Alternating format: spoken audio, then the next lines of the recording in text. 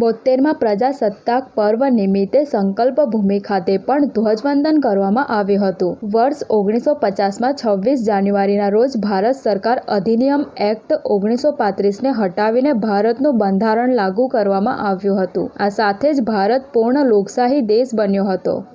26 જાન્યુઆરીનો દિવસ ભારતમાં પ્રજાસત્તાક પર્વ નિમિત્તે ઉજવવામાં આવે છે. બંધારણમાં સૌથી મોટો ફાળો ડૉક્ટર બાબા સાહેબ આંબેડકરનો છે, જેને લઈ વડોદરામાં સંકલ્પ ભૂમિ ખાતે હ્યુમેનિટી લીડર નારાયણ આચાર્ય સહિત શહેરીજનોએ સંકલ્પ ભૂમિ ખાતે ધ્વજવંદન કરી પ્રજાસત્તાક પર્વની ઉજવણી કરી હતી.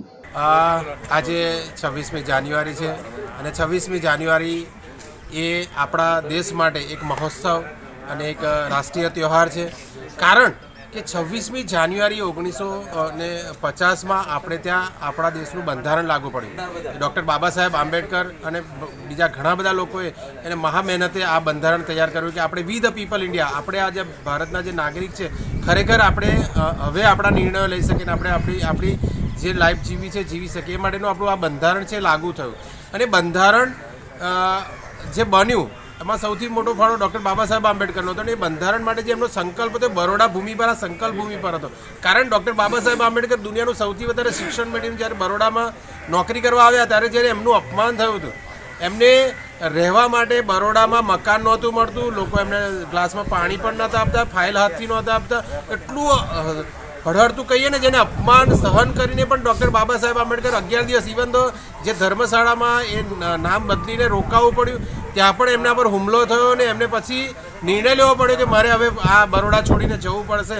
અને ત્યારે જે ટ્રેન લેટ પડી અને એને કારણે અહીંયા વડના ઝાડ નીચે બેઠીને જે વેદના થઈ એમને, અને પછી જે સંકલ્પ લીધો એને કારણે આ સંકલ્પ ભૂમિ છે. અને એ બંધારણ ભલે આપણી પાસે 1950માં લાગુ થયું હોય, પણ એના બીજ જે વવાયા હતા એ અહીંયા સંકલ્પ ભૂમિ પર બાબા સાહેબ જ્યારે અહીંયાથી બરોડા છોડીને ગયા ત્યાર પછી બાબા સાહેબ ક્યારે બરોડા નથી આવ્યા. એટલે બાબા સાહેબનું આ સંકલ્પ ભૂમિ છે અને આ ઇન્ટરનેશનલ ભૂમિ છે અને આ ઇન્ટરનેશનલ સ્મારક છે. કારણ કે ડૉક્ટર બાબા સાહેબ આંબેડકર એ હ્યુમેનિટીની વાત કરી છે, માનવતાની વાત કરી છે, સમાનતાની વાત કરી, બંધુતાની વાત કરી છે.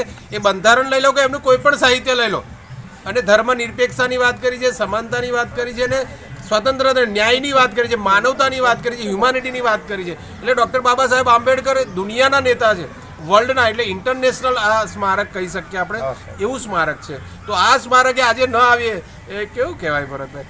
ખરેખર મિત્રો, આમાં તો એક વસ્તુ જરૂર કહીશ કે ડૉક્ટર બાબા સાહેબ આંબેડકરે જ્યારે બંધારણ બનાવ્યું ત્યારે એમણે એક આશંકા વ્યક્ત કરી હતી કે દુનિયાનું બંધારણ ગમે એટલું સારું હોય, પણ એને જે લાગુ કરવાવાળા લોકોની જો મનસા સારી નહીં હોય ને, તો એ બંધારણ લાગુ કરવા માટે જે લોકો છે, જે લોકો આ સત્તામાં છે, એ લોકો નથી ઈચ્છતા કે ડૉક્ટર બાબા સાહેબ આંબેડકરનું બંધારણ અને ડૉક્ટર બાબા સાહેબ આંબેડકર, અત્યારે અહીંયા ઘણા બીજા મીડિયાના મિત્રો બી આવ્યા હતા, એ લોકો એવું કહેતા હતા કે આ કાર્યક્રમ દલિતો કરી રહ્યા છે. દલિતોનો કાર્યક્રમ નથી, આ રાષ્ટ્રનો કાર્યક્રમ છે. વી ધ પીપલ ઇન્ડિયા, આપણે ભારતના તમામ લોકોનો છે. દુનિયામાં આપણું જે બંધારણ છે એનું આમુખ તમે વાંચો. મારી તમને એક રિક્વેસ્ટ છે કે તે બંધારણનું આમુખ તમે વાંચશો તો વર્લ્ડ લેવલની વાત છે. એમાં જે હ્યુમેનિટીની વાત કરી છે, માનવતાની, એક માણસને માણસ તરીકે કેવી રીતે રહી શકે એને સ્વતંત્ર સમાન રીતે, એ બંધારણમાં પહેલાં આમુખમાં લખ્યું છે ડૉક્ટર બાબા સાહેબ આંબેડકરે, અને એ વર્લ્ડ લેવલનું છે. અને ડૉક્ટર બાબા સાહેબ આંબેડકરે એ દુનિયામાં સૌથી શ્રેષ્ઠ નેતા છે, સૌથી વધારે એજ્યુકેશન લીધું છે, સૌથી વધારે બુક્સ એમણે વાંચ્યા છે, એટલું જ સૌથી વધારે બુક્સ એમણે લખ્યા છે. આ તમામ વસ્તુ ડૉક્ટર બાબા સાહેબ એટલે ઇન્ટરનેશનલ નેતા છે, અને એનું આ સંકલ્પ ભૂમિ છે, એટલા માટે ઇન્ટરનેશનલ છે.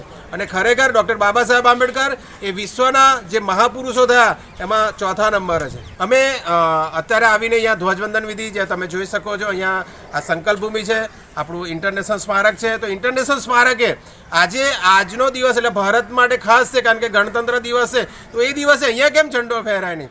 કારણ હમણાં અમારા આરપી સિંહ બી કહે છે કે આ જેમ લાલ કિલ્લા પર ઝંડો ફહરાય ને એવી રીતે અહીંયા પણ થવો જોઈએ. તો ડૉક્ટર બાબા સાહેબ આંબેડકરની આ સંકલ્પ ભૂમિ છે, તો આનું એટલું જ મહત્ત્વ છે જેટલું લાલ કિલ્લાનું મહત્ત્વ છે. Narayan Acharya, humanity leader, Baroda. 26મી જાન્યુઆરી એટલે રિપબ્લિક ડે એટલે જે સંવિધાનનો બર્થડે. હેપી બર્થડે ટુ સંવિધાન. તો નોર્મલી આપણે બધા યુવાનો કરે તો અમે હેપી બર્થડે બધાનું મનાવીએ, કેક ખાઈએ, પિઝા ખાઈએ, બધું મસ્તી કરીએ. તો સંવિધાનનો જન્મદિવસ એટલે બહુ મોટો દિવસ કહેવાય, કારણ કે સંવિધાનનો જન્મદિવસ મનાવવા માટે તો આખો દેશ રેડી છે. કારણ કે જે આપણા કાયદામાં બધા છે, જે આપણા દેશમાં જે પણ ચાલે છે એ બધું આના થકી ચાલે છે. આજે દેશમાં એક કાયદાનું રાજ છે એ આના થકી છે. એટલે સંવિધાનનું બર્થડે મનાવો અને એના પર ફરી વિચાર કરવા, આમાં શું આપણે કર્યું, આ જે આમાં દર્જ કર્યું આપણે સપનું એ સાચું થયું કે નહીં, શું સમાનતા આવી ગઈ, શું બધાને તક મળી, ઇક્વાલિટી ઓફ ઓપોર્ચ્યુનિટી મળી, એ બધું મળ્યું આપણને કે ન મળ્યું. તો આજે જેવી રીતે કોઈક માણસનો જન્મદિવસ હોય અને આપણે વિચારીએ કે આજે મારા 26 વર્ષ થયા તો કેટલા મારું જીવન કેવું ગયું, એવી રીતે જ આપણે સંવિધાનને આજે જેટલા વર્ષ થયા એટલા વર્ષનો આપણે વિચારીએ કે આ વર્ષમાં આપણે સંવિધાન વિશે શું કર્યું, આને આગળ લઈ જવા જેવું છે, આ બરાબર છે, આ કેવું છે. તો એ સાથે સાથે એની ઉજવણી પણ, કારણ કે આ તો મારા સવાલ છે એ રીતે કે આપણે ક્રિટિકલી વિચારીએ તો આપણે બધા જ સવાલ પૂછી શકીએ, પણ સંવિધાન તો વાલું છે જ મને વ્યક્તિગત રૂપે હું જવાબ આપું તો, કારણ કે સંવિધાનમાં જે વાતો છે એ બંધુતાની, ભેગા કરવાની, પ્રેમની અને માનવતાની વાતો છે, અને એ વાતોને આપણે બિલકુલ ઉજવવી જોઈએ. આપણી વિચારધારામાં અને મારી વિચારધારામાં સામેવાળાને શું ખબર છે કે શું નથી ખબર, એની મિસ્ટેકમાં કે એની ભૂલમાં આપણે ના પડવું જોઈએ. મારું એવું માનવું છે કે how to excel, no competition નથી કરવી એની સાથે કે તમને આટલું ખબર છે, મને આટલું ખબર છે, તો મને આવડે છે અમુક, એવું નથી કરવું. કોઈને બી ના આવડતું હોય, કોઈને ના આવડતું હોય, એનાથી કોઈ મતલબ નથી. શું એ આના તરફ કટિબદ્ધ છે, શું આપણે સંવિધાન તરફ, જો એમને, હા એ બહુ ફરક પડે છે કારણ કે એ નેતા છે અને એમને સંવિધાનની માહિતી નથી, તો પછી હું એવું જોવા માગું છું કે આપણે એક બહુ મેજર રીતે ફેલ થઈ ગયા કે જે લીડર્સ છે એને સંવિધાનની માહિતી નથી. તો એનો મતલબ ત્યાં એક મોટો ટ્રેનિંગ પ્રોગ્રામની જરૂર છે. જેવું મોટું સ્વચ્છ ભારત અભિયાન છે એવું સંવિધાન અભિયાન ઊભું કરવું. માનું છું તમે આવું આપણે ઘણીવાર એવું વિચારતા હોય છે, પણ 10th પરીક્ષા બધા જ પાસ કરી લે છે ને કેવી રીતે પાસ કરે છે આપણને ખબર છે, પછી એમાં ચીટિંગ થશે, પછી એમાં આ થશે. તો આ એક શું છે, આ બી એક બંધ વિચારધારા છે કે હું એક્ઝામ લઈ લઉં તો પછી તું પાસ થઈ જઈશ, પછી આમ થઈ જશે. પણ અંદર તમારી અંદર વિચાર છે કે નહીં, કેવી રીતે? જેમ કે આ લોકો બી કહે છે એ ઊભો થા કે ભારત માતા કી જય બોલ, ભારત માતા કી જય બોલ. એટલે હું મારી માને પ્રેમ કરું એ કેવી રીતે બતાવું તને? એ પ્રેમ કાં તો હોય કાં તો ના હોય. તો એ આ તો અંદર ભાવના ઊભી થાય એનો પ્રયાસ, એનો કોઈ કદાચ પરીક્ષણ નહીં હોય એવું મારું માનવું છે. મારું નામ જય અને હું બસ આજે અહીંયા ઉજવવા આવ્યો છું સંકલ્પ ભૂમિ પર 26 જાન્યુઆરી गणतंत्र दिवस. ऐतिहासिक पवित्र संकल्प भूमि का नामकरण 14 अप्रैल 2006 को माननीय तत्कालीन मेयर श्री मोल सोलंकी साहब के हस्तों द्वारा कराया गया.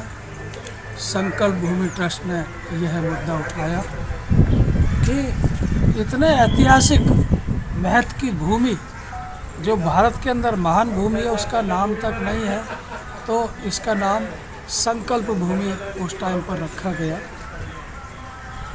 और इस भूमि से जो प्राप्ति हुई है वो एक बहुत ही मोटा विषय है कि देश की आज़ादी के बाद अगर कोई सर्वश्रेष्ठ, विश्व भर में सर्वश्रेष्ठ ग्रंथ इस देश को मिला है तो वो भारत का संविधान मिला है. और ये भारत के संविधान के अंकुरण की शुरुआत संकल्प भूमि सयाजी बाग से हुई. इसके लिए इस भूमि का महत्व केवल राष्ट्रीय महत्व नहीं है, अंतर्राष्ट्रीय महत्व की ये भूमि है. जिस भूमि से भारत के संविधान के अंकुरण की शुरुआत समता, समानता, स्वतंत्रता, बंधुता के माध्यम से हुई, जो देश की एकता, अखंडता को जोड़ता है.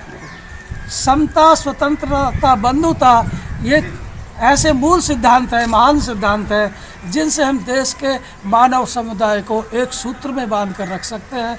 अर्थात हम देश की एकता, अखंडता को मजबूती दे सकते हैं. ऐसी पवित्र महान भूमि इस वडोदरा शहर में है. भारत की राजधानी नई दिल्ली है, ये तो दुनिया जानती है, लेकिन भारत के संवैधानिक राजधानी संकल्प भूमि सयाजी बाग वडोदरा में होने के कारण इस गुजरात का वडोदरा शहर है जहाँ से भारत के संविधान की, ऐसे महान संविधान की शुरुआत हुई जो पूरे देश को एक साथ बांधता है. अभी बीच में आप किसी से सवाल कर रहे थे कि नेता लोग जब फार्म भरने जाते हैं तो क्या उनको उद्देशिका का पता होता है?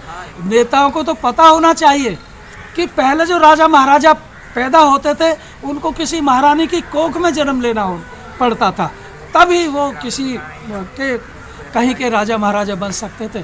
अब हर व्यक्ति इस देश का राजा महाराजा हुक्मरान बनने का अधिकार रखता है. हर बेटी इस देश की हुक्मरान बनने का अधिकार रखती है। हर बेटी की कोख, हर माँ की कोख महारानी की कोख की बराबर है कि उसके कोख से जन्मा कोई भी बच्चा वो भविष्य में इस देश का हुक्मरान बन सकता है। और यह अधिकार बाबा साहब ने समता के माध्यम से इसी भूमि से इन सभी लोगों के द्वार खोले। इनको पता होना चाहिए कि जैसे नरेंद्र मोदी जी भी है, वो जिस भी समाज से हैं, मैं इसमें नहीं कहता, लेकिन इतना सोच लें कि आज अगर वो इस देश के प्रधानमंत्री है, हुक्मरान है, तो उन्होंने किसी महारानी की कोख से जन्म लिया होना चाहिए था। लेकिन भारत के संविधान ने ये उनको समता के माध्यम से अधिकार दिया कि वो भी इस देश के राजा बने।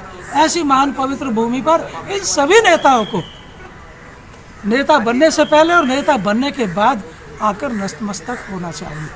इसके लिए क्योंकि भारत के संविधान के अंकुरण की शुरुआत यहाँ से हुई। भारत का संविधान जो भारत की राजधानी से पूरे देश पर लागू होता है, लेकिन उसके शुरुआत यहाँ से हुई। बाबा साहब के इस भूमि पर अश्रु गिरे। बाबा साहब ने इस भूमि पर संकल्प लिया।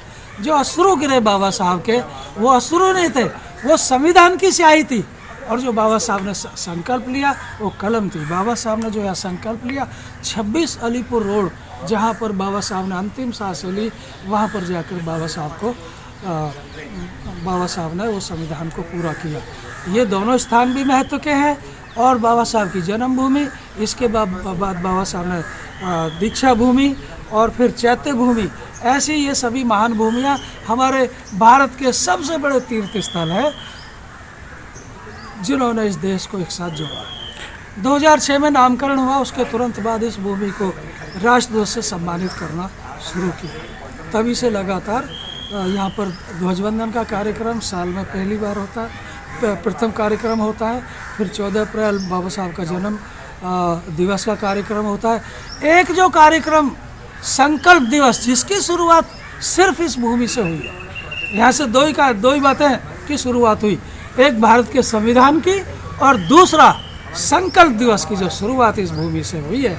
ये भी भारत के लिए एक नई देन है। और यह कार्यक्रम केवल अब भारत में नहीं मनाया जा रहा, अब ये कार्यक्रम विश्व भर में फैल चुका है। और इसका श्रेय अकेले संकल्प भूमि ट्रस्ट को या मुझे नहीं जाता, इसका श्रेय उन तमाम लोगों को जाता है जो संकल्प भूमि के अनुयायी हैं, जिन लोगों ने इस भूमि पर अपनी दस्तक दी, हाजिरी दे देकर इस भूमि की महानता को उजागर करने में बहुत बड़ा महत्व दिया। आपका नाम? मेरा नाम राजकुमार सिंह, संस्थापक, चीफ नॉमिनेटर संकल्प भूमि नॉमिनेशन टीम और चीफ टीम लीडर संकल्प दिवस महोत्सव 2006 से लगातार जो कार्यक्रम हो रहा है।